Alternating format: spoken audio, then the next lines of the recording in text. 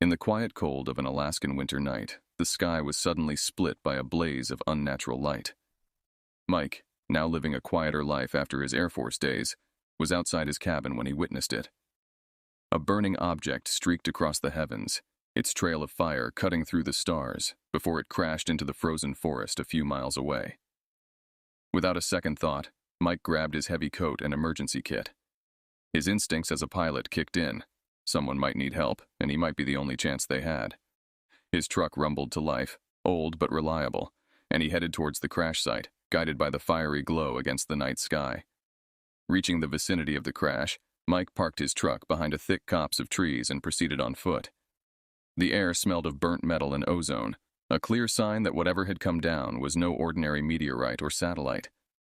As he approached, he saw the wreckage of what was unmistakably an alien spacecraft embedded in the ice and snow. Carefully, Mike climbed over the twisted metal. The hull of the spacecraft was torn open, exposing a flickering interior lit by panels of alien symbols and dim lights. Inside, he found chaos, wires sparking, and the remnants of what looked like control panels strewn about. Then he heard a faint moaning from beneath a collapsed panel. He moved towards the sound, pushing aside debris, and found an alien girl. Her skin shimmered like the aurora in the sky above, hues shifting subtly. She was clearly injured, struggling to breathe. "Hang on, I'm here to help you," Mike said gently, as if she could understand him. He carefully lifted the panel off her, assessing her injuries. She had a deep gash on her leg and appeared to have multiple bruises, but no injuries seemed immediately life-threatening. Using his emergency kit, he bandaged her leg as best he could and helped her into a sitting position. Her eyes flickered open, glowing softly with a light blue hue, focusing with visible effort on Mike. She spoke in a series of soft, musical tones that were clearly a language, though not one Mike could decipher. "No need to try and talk," Mike said. "I'm going to get you out of here." Understanding or not, she seemed to sense his intent to help, her body relaxing slightly. Mike supported her as they moved slowly back to his truck. He laid her down in the back seat, covering her with blankets to ward off the freezing temperatures. As he drove back to his cabin, Mike's mind raced. He knew he should report this to his former contacts in the military, but something held him back. She was clearly vulnerable and alone. For now, at least until he understood more, he would keep her safe and hidden. Back at his cabin, as he helped her inside and settled her on a makeshift bed, Mike wondered about the repercussions of his decision. Whatever came next, he knew his life had changed forever tonight. He looked at the alien girl, her chest rising and falling evenly now, and felt a resolve strengthen within him. He would protect her no matter what. Inside the warmth of Mike's cabin, Lyra, the alien girl, gradually regained her strength. The harsh Alaskan winter howled outside, but the sturdy walls kept the cold at bay. Over the next few days, Mike observed Lyra's recovery, noting her resilience despite her injuries. He used his old tablet to document her symptoms and recovery, thinking it might help in understanding her biology. Lyra, in turn, was slowly adapting to her new environment. Her initial wariness gave way to a cautious curiosity about Mike and his world. Despite the language barrier, they began to communicate through gestures and expressions. Mike learned that Lyra could understand some English, though speaking it seemed beyond her capability. One evening, as the aurora borealis danced across the sky, Lyra pointed at it, then at herself. Mike nodded, realizing she was trying to tell him she was from somewhere in the cosmos where such lights were common. He showed her a map of the galaxy on his computer, and she pointed excitedly to a remote sector, her fingers tracing paths between stars, her home clearly far beyond human reach. Realizing the gravity of her situation, Mike knew Lyra needed more than just medical help. She needed to get a message home. He rigged up an old radio transmitter, hoping it might catch some frequency her people used. Lyra watched intently, her bright eyes analyzing every move he made, occasionally guiding his hands with a gentle touch to make adjustments beyond his understanding. The cabin was filled with the crackle of static as nights passed with them huddled around the equipment, tweaking and turning dials. Finally, a series of sharp beeps broke through the noise. Lyra's face lit up with a mix of joy and relief. She quickly responded with a complex series of tones. After a tense wait, the machine crackled back to life, and a voice, melodic and alien, filled the room, speaking in her tongue. Lyra conversed rapidly, her voice a mix of urgency and excitement. Mike watched, understanding none of the words but feeling the weight of the moment. When the conversation ended, Lyra turned to him, her expression somber. She sketched quick, vivid pictures of her planet, Valoria, and of people, her people, caught in what looked like a battle. She pointed to herself, then to the images, making it clear she was a key figure in whatever conflict was unfolding. It dawned on Mike that Lyra was not just an alien. She was a political refugee, perhaps even royalty, on the run from forces that wanted her captured or dead. The responsibility weighed heavily on him, but his decision to help her felt more right than ever. That night, as Lyra slept, Mike sat by the fire, pondering the enormity of what lay ahead. He had ventured into unknown territory, far beyond the scope of any of his previous life's challenges. Yet, the resolve in Lyra's eyes, her trust in him, fortified his determination to stand by her. Whatever came next, they would face it together. As Lyra's strength returned, so did her concern for their safety. The news of the alien craft's crash had not gone unnoticed, and it was only a matter of time before curiosity or hostility drew unwanted visitors to Mike's doorstep. They needed to move, and soon. Early one morning, as the first light of dawn crept across the snowy landscape, Mike loaded his truck with supplies. Lyra, now able to walk with some assistance, followed him closely, her senses sharp to any sign of danger. Mike decided they would head deeper into the wilderness to an old hunter's cabin he knew about. It was isolated, off the grid, and would offer them a temporary haven. As they drove through the winding forest roads, Lyra's anxiety was palpable. She kept her eyes fixed on the mirrors, watching for any sign of pursuit. Her fears were not unfounded. A sleek, dark vehicle, out of place in the rugged terrain, appeared behind them. It was clear they were being followed. Mike pushed his old truck as fast as it could go, but it was no match for their pursuers' modern technology. Realizing they couldn't outrun them, he took a sharp turn down a less traveled path, hoping to lose them in the dense forest. The chase intensified, with the pursuer matching every move Mike made. Just as the situation seemed desperate, Lyra pointed to a narrow pass between two cliffs. It was a risk. The pass was barely wide enough for the truck, but it was their only chance. Mike steered the truck towards the pass, branches scraping the sides of the vehicle as they squeezed through. The pursuer hesitated, giving them a few crucial moments to widen the gap. Emerging from the pass, they found themselves in a secluded area with thick underbrush. Mike drove the truck into a copse of trees, covering it with branches and leaves for camouflage. They continued on foot, Lyra leading the way with surprising agility given her recent recovery. Hours later, they arrived at the hunter's cabin. It was rustic and bare, but it provided the cover and security they needed. As they settled in, Lyra explained that the pursuer was likely a bounty hunter from her planet, skilled at tracking and relentless in their pursuit. Her people, the Valorians, were known for their technological prowess, which made evading capture all the more difficult.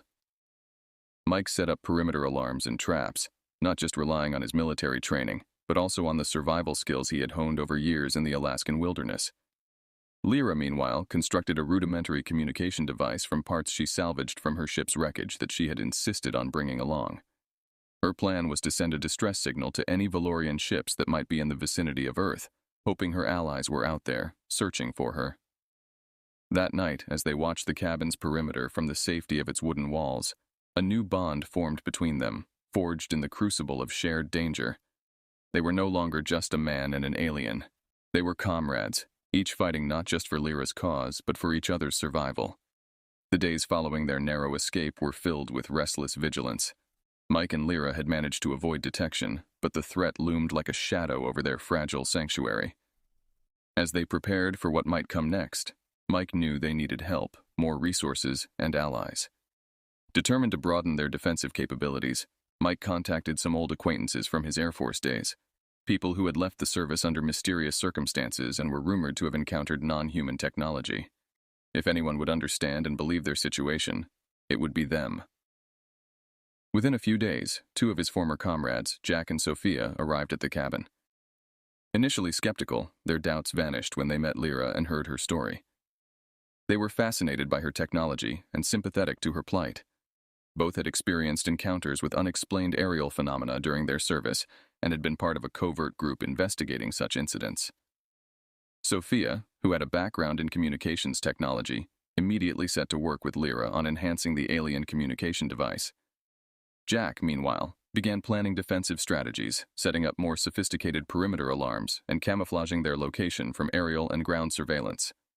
Their combined efforts paid off one evening when Lyra's communication device, upgraded with components Sophia sourced, picked up a faint signal.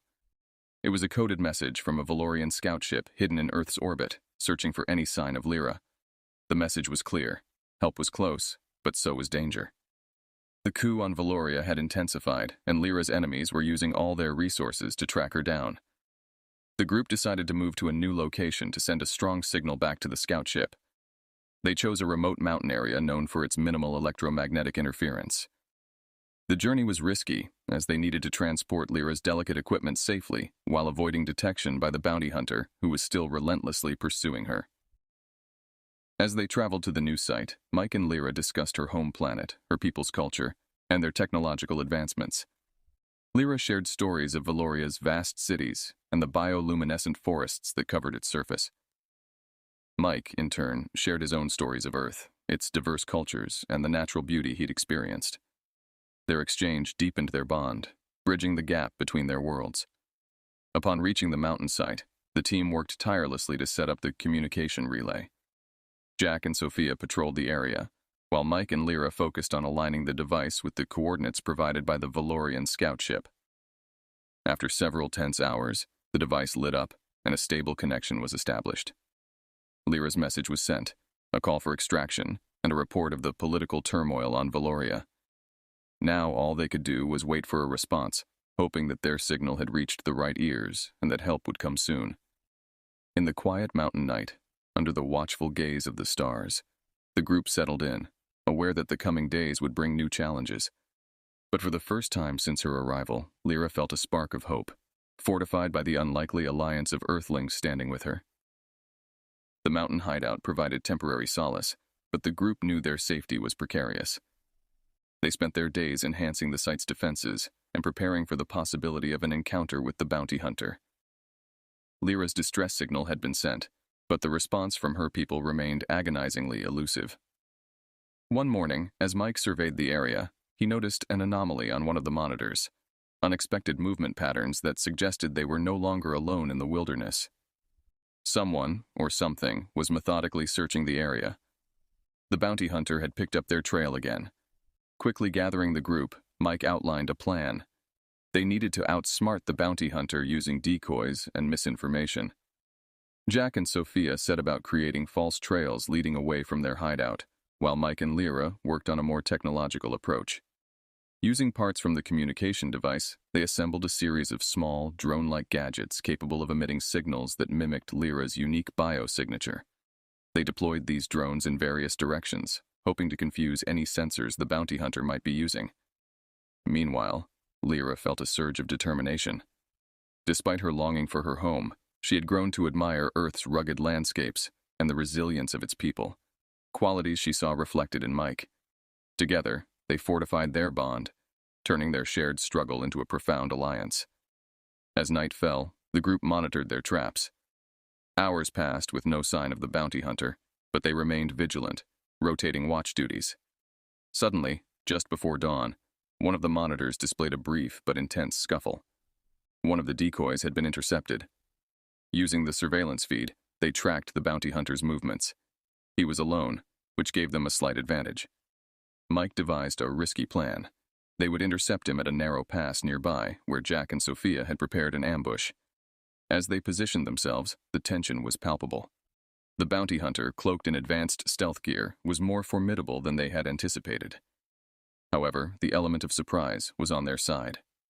As he entered the pass, Sophia triggered a net trap, momentarily entangling him.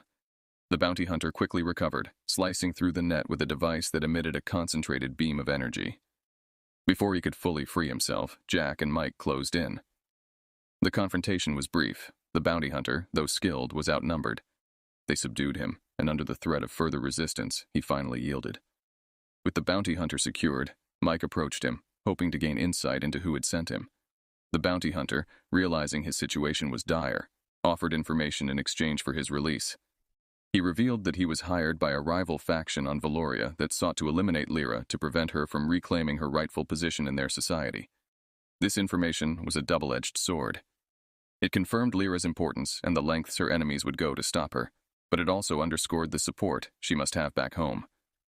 The group decided to keep the bounty hunter detained until they could ensure a safe extraction for Lyra. As dawn broke over the mountains, the team felt a renewed sense of purpose. They had not only survived another encounter, but had also gained valuable intelligence. Lyra's resolve to return and fight for her people grew stronger, supported by her Earthborn comrades who had come to share her cause. After their encounter with the bounty hunter, the group felt a mix of triumph and unease. They had managed to capture a formidable foe and gain critical information, but it was clear that their challenges were far from over. The bounty hunter's revelations made it evident that Lyra's enemies were determined and resourceful. The group needed to act quickly to secure Lyra's safe return to Valoria. With the communication device now fully operational and continuously monitored by Sophia, the group awaited a response from the Valorian scout ship. Meanwhile, Mike and Jack focused on interrogating the bounty hunter, hoping to extract more details about the forces opposing Lyra. The bounty hunter, resigned to his fate, revealed that a powerful faction on Valoria had orchestrated the coup. They feared Lyra's progressive views would undermine their control over the planet's resources. He also disclosed that they were monitoring transmissions from Earth, which meant that Mike's location would soon be compromised again. Armed with this knowledge, the group decided to relocate once more, this time to an abandoned industrial site that Sophia knew about. It was less ideal in terms of comfort, but offered better opportunities for defense and was harder to access, giving them a strategic advantage. As they prepared for the move, a static-filled response finally came through the communication device. The Valorian scout ship had received Lyra's message and was planning an extraction. However, the situation was delicate.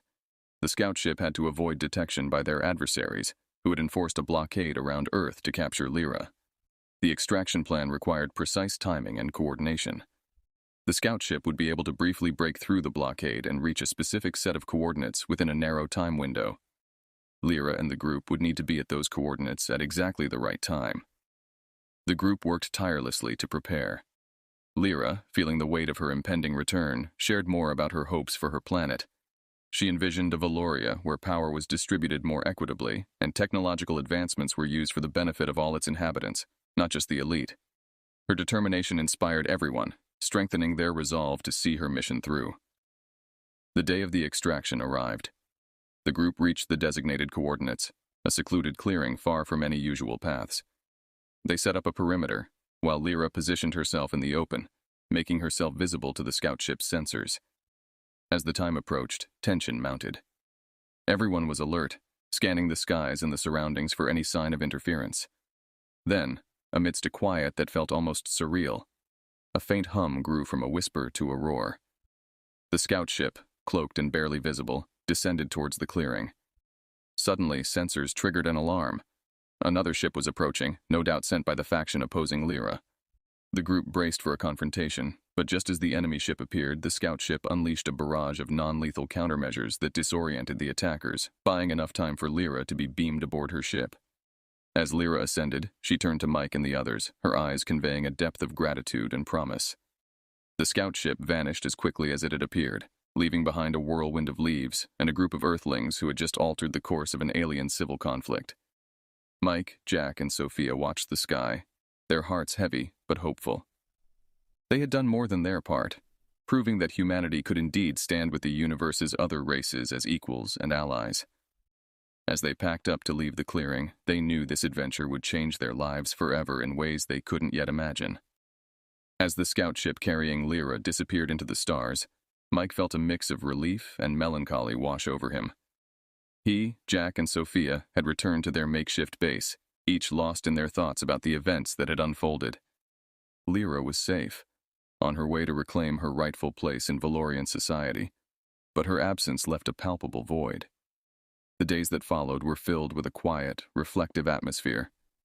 Mike spent long hours staring at the sky, wondering about Lyra's fate and the future of her world.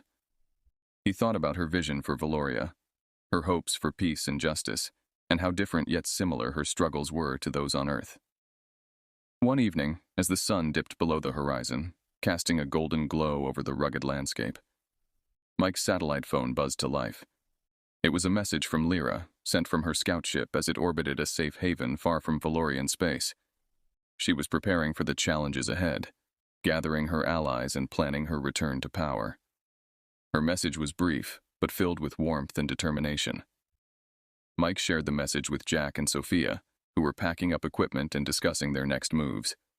The news lifted their spirits and affirmed that the risk they had taken, the alliances they had formed, were for a cause that continued beyond their direct involvement. The trio decided it was time to disband their temporary camp. They needed to return to their lives, to the anonymity that had protected them but would now serve as a shield against any fallout from their actions. As they loaded the last of their gear into the truck, Mike proposed a final toast. They gathered around a small fire, the night crisp and clear. "To new friends across the stars, and to hopes worth fighting for," Mike said, raising his flask. Jack and Sophia echoed his sentiment, each feeling a sense of accomplishment and a curiosity about what the future held for them. After returning to his cabin, Mike found himself unable to resume his old routine. The adventure had changed him, expanded his world in ways he couldn't have imagined. His home, once a sanctuary, now felt too small, too isolated. He started researching, learning more about space, about other reported encounters with alien life, and about humanity's place in the broader universe. Weeks turned into months, and Mike's restlessness grew. He began attending conferences, connecting with other like-minded individuals who believed in the existence of extraterrestrial life and the importance of preparing for a future where Earth was part of a larger community of planets. One morning, as Mike reviewed articles from a recent symposium on interstellar relations, another message from Lyra arrived. Her tone was hopeful. She had secured a position of influence and was beginning to implement the changes she had dreamed of. She spoke of Valoria, now on the path to recovery and unity, and extended an invitation. "Come see the fruits of our labor," she wrote. "See the Valoria I'm fighting for." Mike sat back, the possibility of traveling to another planet, of seeing Lyra again, igniting a new spark within him. The idea was daunting, but thrilling. He realized that his journey with Lyra was not over. It was just entering a new phase. Determined, Mike began making preparations. He reached out to contacts he had made, exploring the logistics of interstellar travel. As he set the wheels in motion for his next great adventure, Mike felt a deep sense of purpose. He was no longer just a witness to history. He was a part of it, a bridge between Earth and the stars. As he packed for his journey to Valoria, he felt ready for whatever lay ahead, driven by the promise of reunion and the endless possibilities of the universe. The journey to Valoria was unlike anything Mike had ever imagined. As Earth faded into the distance behind him, he felt both a sense of loss and profound excitement. The stars ahead were no longer distant points of light, but gateways to new experiences, to a reunion that had seemed impossible months ago. When Mike's ship finally entered Valorian space, he was struck by the beauty of Lyra's world. Valoria was a planet of vibrant colors, with sprawling cities that glimmered under the light of its twin suns and vast, luminous forests that stretched into the horizon. His heart raced as the ship descended towards the capital, where Lyra was waiting for him. Their reunion was emotional and filled with a sense of wonder. Lyra greeted him not just as a hero of her world, but as a dear friend and confidant. She showed him the changes her leadership had brought. The technological advancements once hoarded by the elite were now enhancing the lives of all her people, and the divisions that had once marred her society were slowly healing. Over the days that followed, Mike was introduced to Valorian culture and its people. He attended assemblies where policy reforms were discussed, visited academic institutions that were researching interstellar travel and environmental preservation, and walked through marketplaces where Earth's influence was already visible in the exchange of goods and ideas. Lyra took him to the bioluminescent forests of Valoria, where they walked under the glow of its flora. It was here, in this surreal landscape, that they found a moment of peace. Lyra spoke of her plans for the future, her hopes for an alliance with Earth, and her dream of a galactic community where beings from all worlds could share knowledge and live in harmony. As they stood watching a sunset that painted the sky with colors no earthly sunset could match, Lyra turned to Mike. She reached for his hand, her touch gentle yet filled with an unspoken promise. "I knew from the moment you saved me that our fates were intertwined," she said. "Not just ours, but our worlds." Mike looked into her eyes, seeing the leader she had become and the friend he had cherished. "I was just a man who found an alien in the woods," he replied, smiling. "But now, I see a future I want to be part of. With you, with Valoria. They spent more time exploring Valoria together, each day strengthening the bond between them and between their worlds. Mike's journey, which had started with a crash landing and a fight for survival, was now weaving him into the fabric of Valorian society. As his visit drew to a close, the question of his return to Earth loomed large. But in his heart, Mike knew his place was here, on Valoria, with Lyra. His life on Earth seemed a distant memory as he embraced his new role in this expansive universe. The chapter of his life that began with an unexpected crash had led him here, to a promise made under alien skies, a promise of shared destinies and a shared future. Mike and Lyra stood together, looking up at the stars that had once separated them, but now held the promise of their combined dreams, a testament to the power of courage, friendship, and love across the stars.